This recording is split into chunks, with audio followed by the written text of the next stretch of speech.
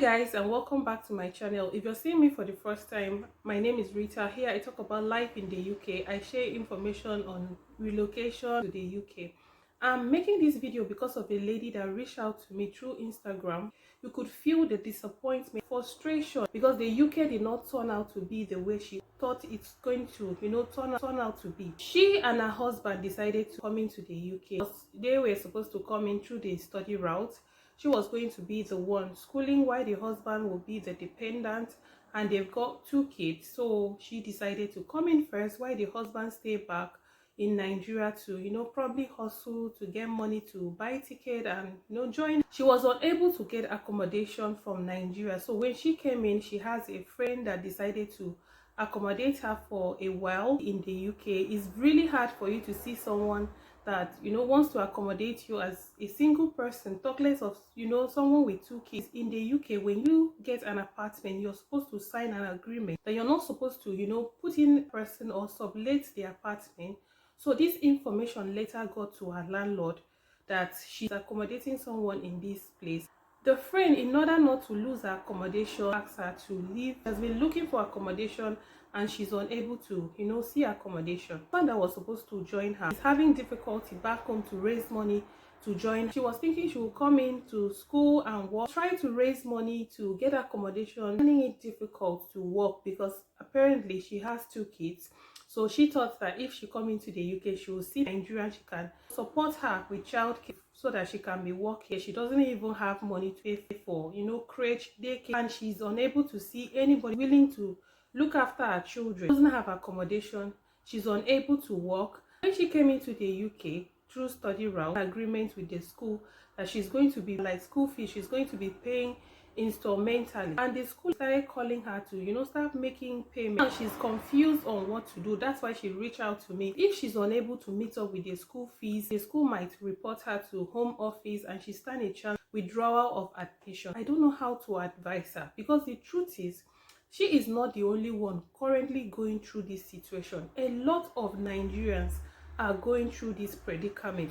She did not really take out time to plan herself very well. UK already, so there's already too late. A lot of Nigerians relocate to the UK without a plan. You come into the UK and things doesn't go the way you wanted it to be. What is your next plan? What are you going to fall back on? In the UK, it's going to be very hard for you to see people that are willing to help you, because a lot of people in the UK are frustrated. They are also looking get to a point that they are going to be tired of you. Next thing is that they will try to avoid you, because the truth is everyone in the UK have something they are dealing with. You can't just come into the UK and think that people are going to watch over your children.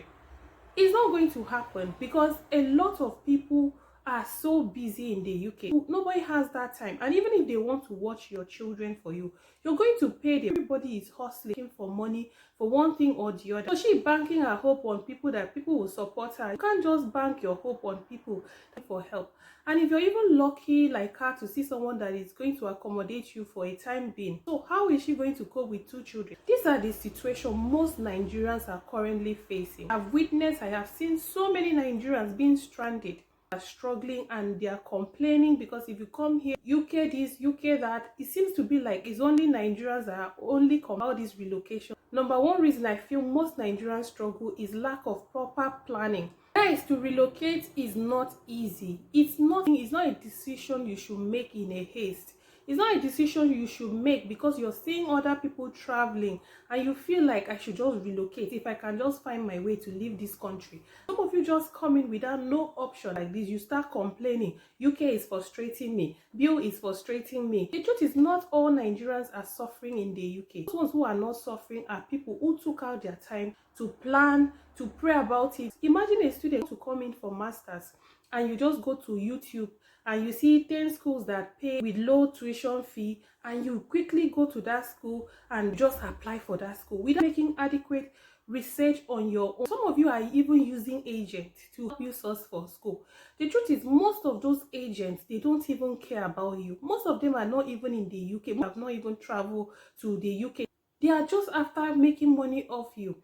And they just get you one school like that, they just throw you inside, and you come in here, you find out that it's not what you expected. The next thing you will do is for you to complain. The truth is, if you're coming as a student, there are things you should do. With so many information online, and do your research. You can apply for this school by yourself without looking for an agent.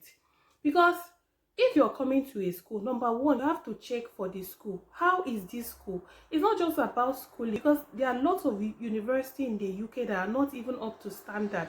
You don't want to waste your money on anyhow school. You have to check the ranking of the school. Is it a good school? What courses do they offer? Are they good courses in this? Or mental payment? How much are you going to pay monthly?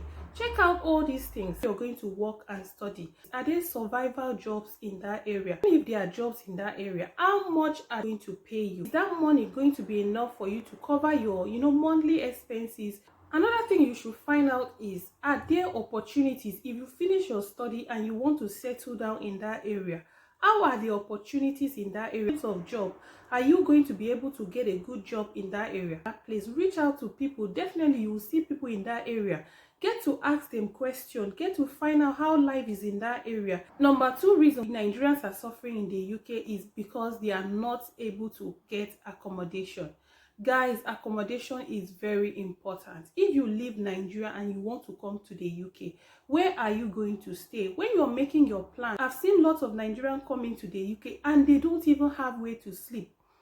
Another thing is not just you getting accommodation. Before you get accommodation, research on the area.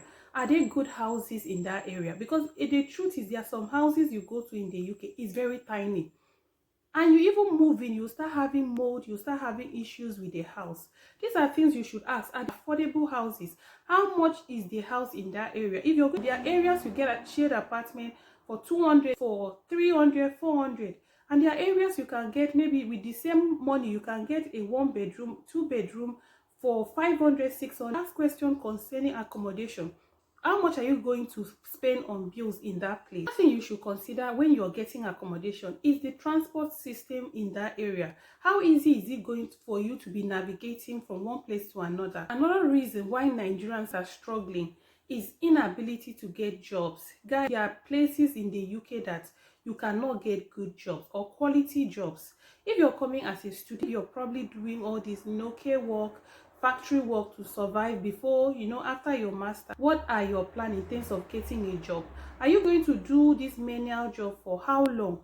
The place that you're going to, are there high chance to get a job there? These are things you should consider. Just don't move to a place, because the truth is, most of them come to the UK after studies, they can't even get a job, and you see them ending up doing this job over and over and over. They get stuck, they get frustrated, and they start complaining about the UK. What other courses are you doing to upskill yourself? There are jobs in the UK. Lots of Nigerians are coming through this care route. Skill worker visa started. A lot of people took advantage of it, and from the things we see, a lot of Nigerians are migrating. And no more jobs in care homes. They are struggling to get shifts. Some of you are spending millions of naira to get a certificate of sponsorship. And if you have that kind of money, why do you even want to come through the care route? Because to me, I don't understand why someone should spend millions of money to come into the UK to work as a carer. Guys, care job is not easy, especially those ones in domiciliary care. Domiciliary care is the hardest, care job you can imagine, because you have to move from one place to another, from people's house to, another person's house. Have you considered the transport you're going to spend? Have you considered the stress? I know it sounds like a good offer when you're in Nigeria to, come here. You feel like, oh, it's a good opportunity. Let me just leave leave Nigeria and come. There are good opportunities in the UK. There are still good jobs in the UK. I know people who are getting good jobs with visa sponsorship. Everybody must not come through this care route. Plan yourself. You see these Indians, most of them that come into the UK, they don't work as carers, are working in tech. They've got a good high skill. Give them good job, good salary. Please, guys, don't just plan on coming to the UK as a carer. Learn one or two good skills in tech that can give you a high chance of getting a job with visa sponsorship. Try other jobs. I have a video that I talked about profession that pay more, or being healthcare assistants in the UK. I'm going to link that video below on the description box, so just check it. Go through that video. If you're an accountant, you want to come to the UK, learn some professional courses like ACCA. I feel sad when I see Nigerians struggling. I feel sad when I see Nigerians stranded. You take your time to do your research, plan yourself very well, upskill yourself, add certification to your CV to secure good jobs with visa sponsorship. Don't just plan on coming through the care route. Learn one or two things from this video.